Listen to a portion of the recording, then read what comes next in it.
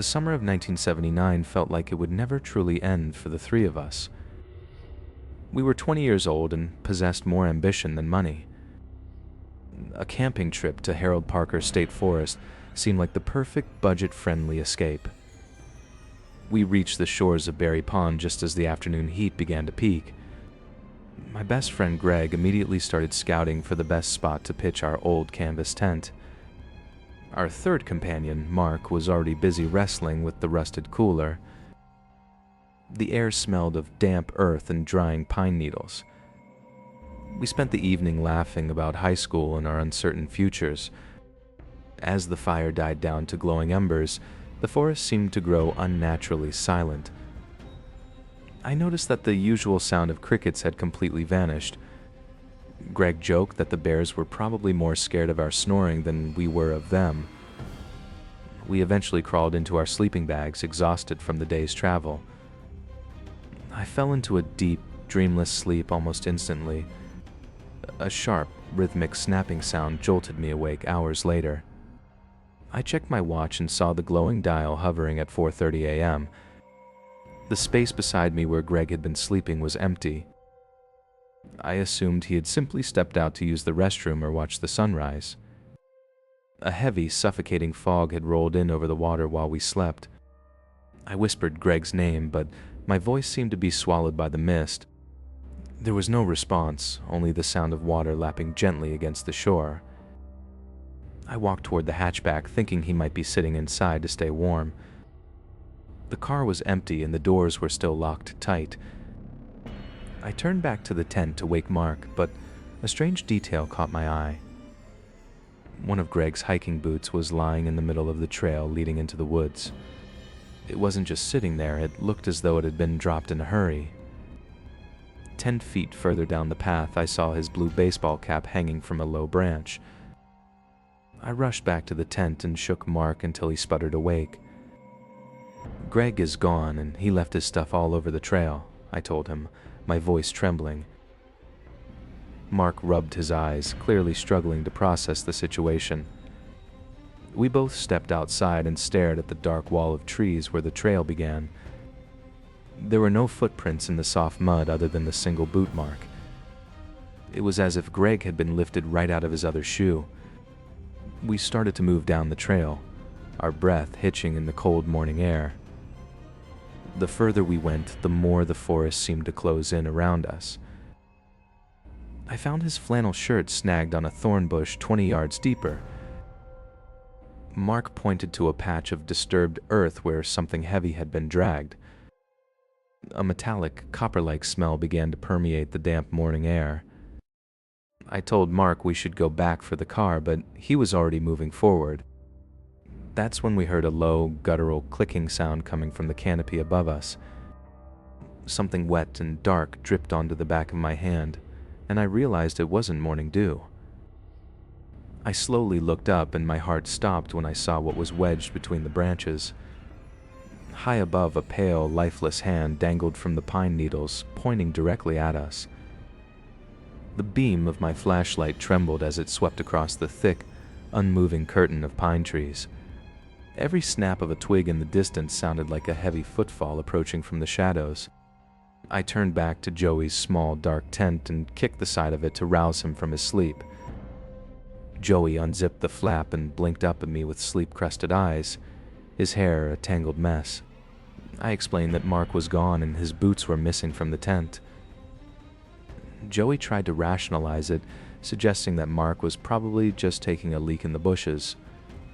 We stood together in the center of the clearing, the silence of the woods feeling heavier by the second. I called out Mark's name into the void, but the forest offered no reply except for the rustle of leaves. We decided to move together, heading toward the sloping ground where the terrain began to drop away. The dampness of the night air seeped into my socks as we stepped over rotted logs. Joey suddenly stopped in his tracks and aimed his light at a jagged barberry bush. Snagged on the thorns was Mark's faded blue baseball cap, the one he never went anywhere without. "This doesn't make sense," Joey muttered, his voice barely audible over the wind. We pushed further into the trees, following a path that seemed to be marked by a trail of discarded items. 50 feet further, I spotted a single white sock lying flat against the dark mud. Then came the second sock, tossed haphazardly as if it had been peeled off in a great hurry. My stomach did a slow roll when we found Mark's denim jeans crumpled in a heap near a large oak tree. Joey began to yell Mark's name with a new sense of desperation that bordered on panic. We found his cotton t-shirt next, hanging from a low-hanging branch like a ghostly banner. Finally, we saw his boxers spread out on the pine needles, marking the end of the clothing trail. I wondered if Mark had some kind of mental break or if he had been drinking more than he let on. Joey asked if I'd seen him take any pills, but I knew Mark wasn't the type to do that. The air grew even colder as we realized the trail was leading us toward a steeper descent. Neither of us wanted to go down there, but the thought of Mark being alone and naked in the cold drove us forward. I could hear my own heart pounding against my ribs like a trapped bird. I felt the distinct sensation of eyes watching us from the impenetrable blackness between the pines. A sudden gust of wind whistled through the oaks, sounding like a low, mournful groan. Joey gripped my arm so hard I could feel his fingers digging into my skin.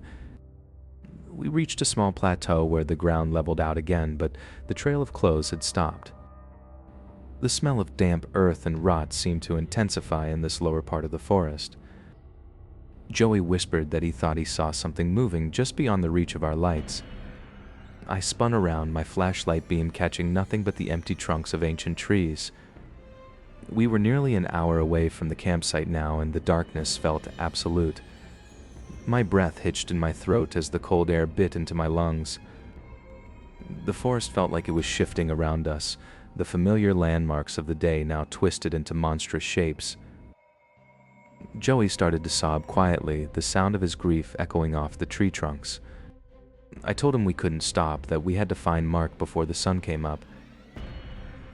A loud metallic clatter echoed from a nearby ravine, making us both jump. We were lost in a labyrinth of pines, following a dead friend's clothes into the heart of the wilderness. Just as I thought we could go no further, my flashlight beam hit something large and pale lying in the center of a small clearing. My hand shook so violently that the flashlight beam danced wildly across the pale object in the clearing.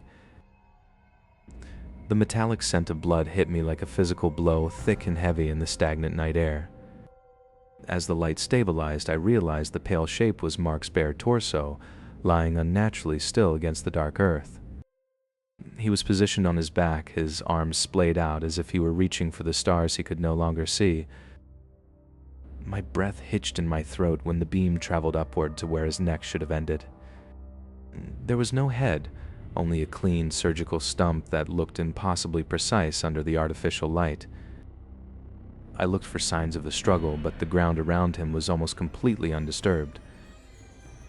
I began to scream Mark's name, though I knew with terrifying certainty that he would never answer me again. I dropped to my knees, the dampness of the earth soaking into my jeans as I stared at the ruin of my friend. Suddenly, the silence of the woods felt heavy, as if 1,000 eyes were watching me from the darkness. I scrambled backward, tripping over a tree root as I tried to put distance between myself and the body. My chest burned as I sprinted back toward the road, the sounds of my own footsteps echoing like a pursuer. I reached the blue hatchback and fumbled with the keys, my fingers slippery with sweat and cold terror.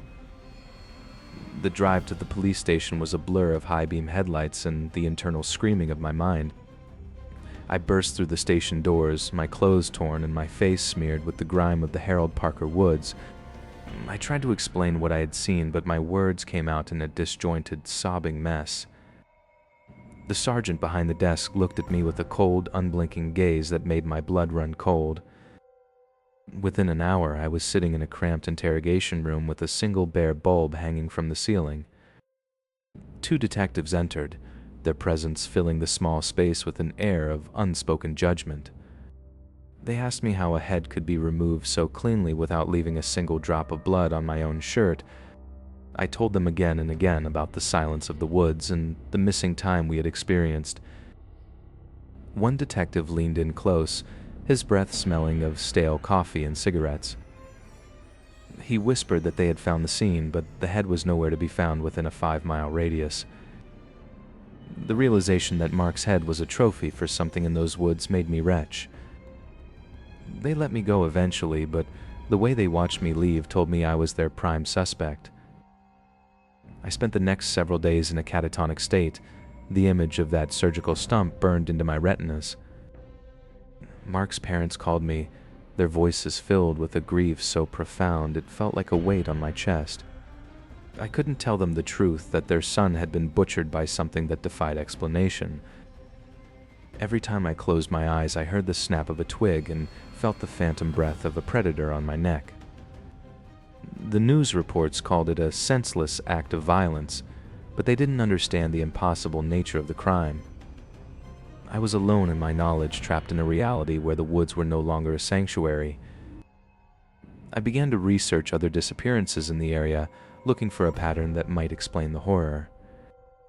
I found accounts dating back decades of similar clean kills that the authorities had always hushed up.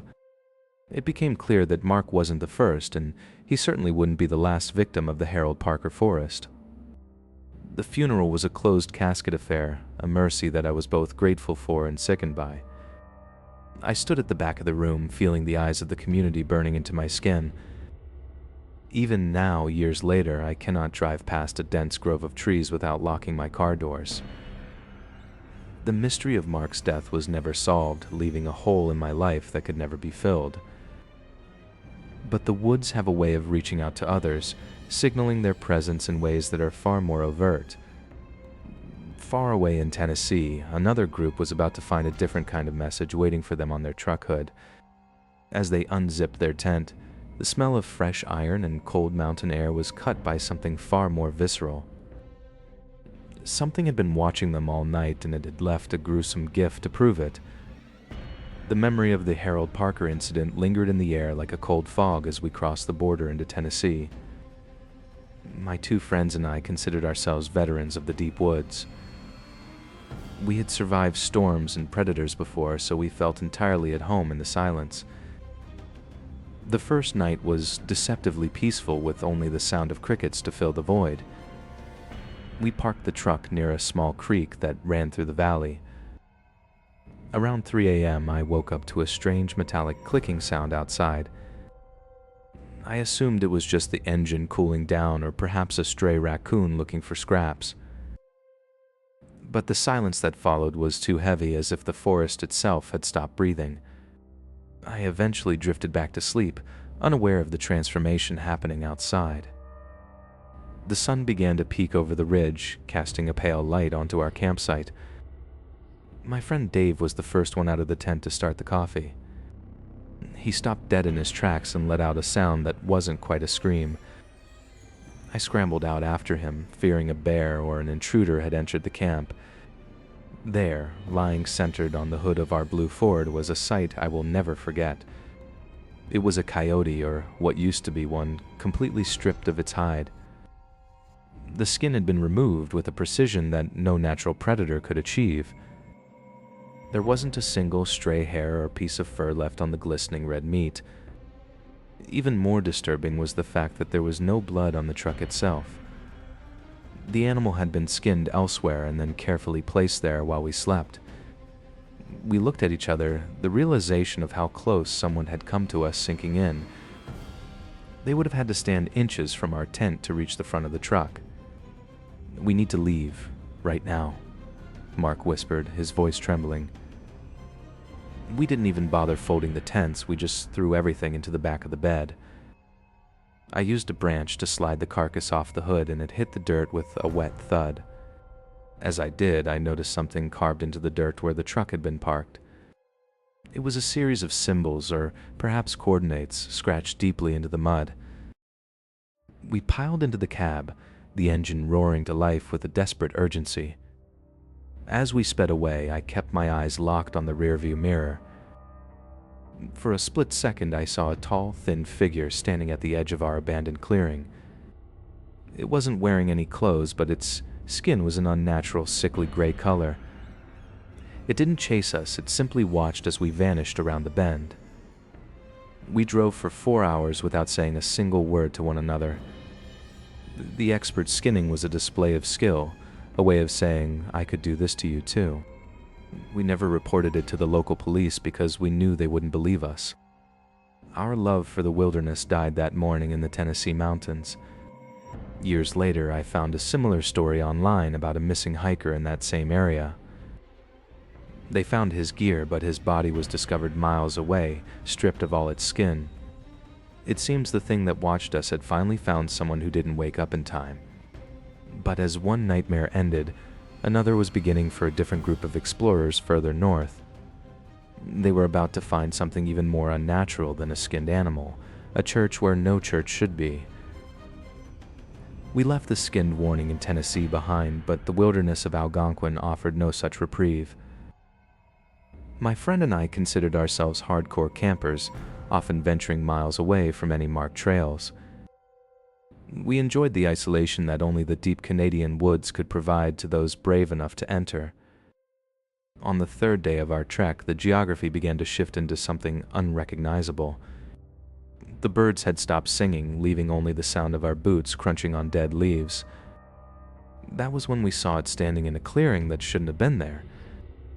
A small, windowless wooden church sat perfectly preserved in the center of the emptiness. There were no paths leading to the structure, nor any signs that heavy machinery had ever been here. The wood was gray and weathered, yet the structure remained remarkably sturdy against the elements. We found a single door at the front, held shut by a simple iron latch. My friend hesitated, glancing back at the oppressive tree line that surrounded us. I pushed the door open, the hinges screaming with a sound like grinding bone. The interior was completely empty, lacking pews, an altar, or any religious iconography. It was merely a hollow shell of a building except for the floorboards in the center. We noticed that the dust pattern was different around a specific set of boards. Together, we pried the boards up, revealing a heavy steel trapdoor beneath the wood. The steel door was wrapped in thick, industrial-grade chains and secured with multiple padlocks. It looked like someone had been desperate to keep something inside that hole. A strange compulsion took hold of my friend as he began to hammer at the locks. I told him we should leave, but he wouldn't listen, his eyes fixed on the steel lid. After an hour of frantic effort, the final lock snapped and the chains fell away. We gripped the handle of the steel door and pulled with all our remaining strength. The door opened to reveal a vertical shaft plunging down into absolute darkness. A smell of ancient rot and copper wafted up from the depths of the earth. I shone my high-powered torch down the shaft, but the light seemed to be swallowed by the dark. Suddenly, we heard a rhythmic scraping sound coming from far below us. It sounded like something with very long nails was trying to climb the stone walls. My friend slammed the steel door shut and began piling the broken chains back on top. We didn't even bother packing our gear, we just ran for the clearing's edge. The forest felt different now, as if the trees were leaning in to trap us. We hiked through the night, guided only by the panic in our chests. By dawn, we reached the ranger station, our clothes torn and our minds fractured.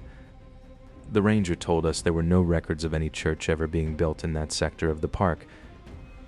He insisted that the area we described was nothing but virgin wilderness and swampland. Yet I still see that steel door every time I close my eyes. My friend was never the same, becoming obsessed with finding the clearing again. He disappeared into the park a year later and has not been seen since. I often wonder if he found it and if he finally opened that door for good. But some things in the wild are meant to stay buried and chained. As I look at my own basement floor, I notice a familiar rectangular outline in the concrete that wasn't there yesterday. My mind refused to accept the rectangular outline on my basement floor as I fled the house in a state of pure hysteria. I needed to lose myself in a different wilderness to forget the trapdoor that seemed to be following me across borders. I met up with Elias and Sarah at the trailhead of Harriman State Park, hoping their presence would ground my spiraling thoughts. We decided to venture off the marked yellow trail, seeking the untouched silence of the deeper valley. The air grew noticeably colder as the elevation dropped into a bowl-shaped ravine. Elias pointed toward a structure that didn't appear on any of our topographical maps. It was a derelict shack, its wooden planks silvered by age and sagging under the weight of climbing ivy. We approached the doorway, which hung open on a single rusted iron hinge. A metallic, copper-like scent wafted from the interior, triggering a primal warning in my gut. Sarah gasped as her flashlight beam settled on a series of dark, dried splatters across the back wall. The stains were too high for an animal, forming a rhythmic pattern that looked disturbingly intentional. We quickly exited the shack, feeling as though the walls were closing in on our very souls. Outside, Elias tripped over a hard metallic object protruding from the dirt near the foundation. Driven by a morbid curiosity, he began to clear away the damp soil with his bare hands. As the dirt fell away, a heavy, conical shape of black iron emerged from its grave. It was an iron helmet, massive and crudely forged, resembling something from a forgotten era of torture. The helmet featured two narrow, cross-shaped slits for eyes that seemed to stare back at us with hollow malice. When Elias turned the object over, a clump of what looked like matted hair fell from the interior. "We need to leave this place right now," Sarah whispered, her voice trembling with a sudden sharp instinct. The sound of a heavy, metallic clink echoed from inside the shack we had just vacated. We didn't wait to see what caused the noise, sprinting back toward the direction of the hidden trail. The forest felt like a labyrinth, with every tree trunk looking identical in the dying light. I could feel the weight of the helmet Elias had carried with him, its presence like a leaden curse in our group. A low, rhythmic chanting seemed to vibrate through the very ground beneath our boots. We reached a stone bridge that wasn't there during our hike into the valley. The bridge was lined with small, carved iron pyramids, identical to the helmet's strange pointed top. Crossing the bridge felt like crossing a threshold into a place we were never meant to see. A splash in the water below made us all freeze in unison. A pale, elongated hand reached out from the depths and gripped the mossy stone of the bridge support. We ran without looking back, the sound of wet footsteps echoing behind us on the stone. Finally, the familiar sight of the rusted hatchback appeared through the trees like a beacon. We threw our gear and the iron helmet into the trunk, desperate to put miles between us and that valley. The drive home was silent. The presence of the helmet in the back felt like a passenger we hadn't invited. I kept checking the rearview mirror, half expecting to see a headless figure in the back seat. Elias eventually took the helmet to a local university's archaeology department for identification. The professor called him 2 days later, his voice sounding hollow and strangely distant. He claimed the iron was of a composition that shouldn't exist in our known geological record. That night, Elias found his front door wide open and the iron helmet sitting in the center of his living room floor. He tried to throw it in the river, but the weight of the object seemed to double every time he touched it. As I sit here writing this, I hear a rhythmic, metallic scraping coming from the other side of my own bedroom wall. I look up to see the cross-shaped eye slits of the iron pyramid slowly emerging through the plaster. The iron helmet remained etched into my mind long after we fled the derelict shack in Harriman State Park. We didn't speak a word to each other as we hiked back to the trailhead in the suffocating darkness. The engine of the old hatchback finally roared to life, but the silence inside the car was deafening. I could still feel the cold weight of the air from that basement in Algonquin pressing against my skin. For the others who survived the Harold Parker incident, the world had become a series of locks and alarms. Sleep became a luxury that none of us could afford without the help of a flickering television or a bottle. Every time the wind rattles the window pane, I see the silhouette of that skinned animal on the hood of the truck.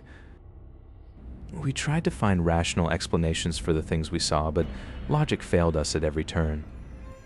The police in 1979 had no answers, only suspicions that trailed us like a second shadow.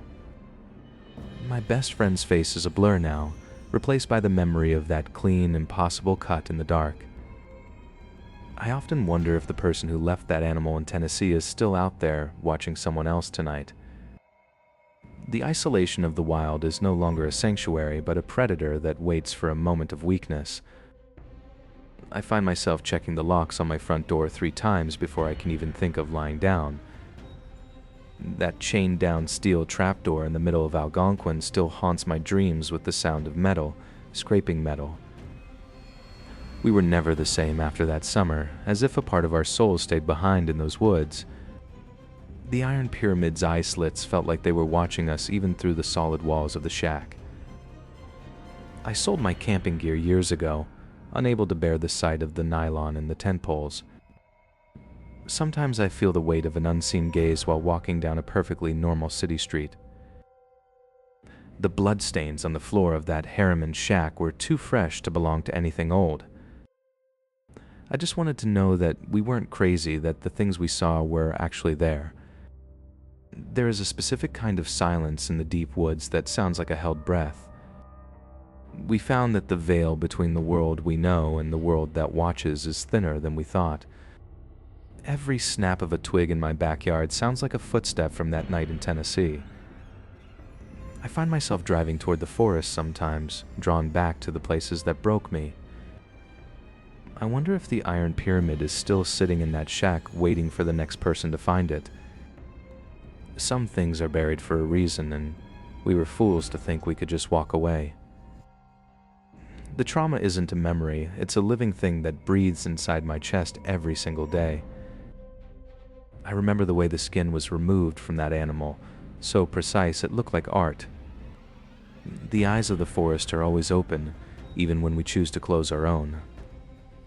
We are the survivors of the unseen, forever marked by the shadows of the Harold Parker State Forest. I often think about the person I was before that trip, a version of myself that no longer exists. The woods have a way of reclaiming what is theirs, including the peace of mind of those who enter. My friend didn't just die, he was transformed into a warning that I will spend my life trying to decode.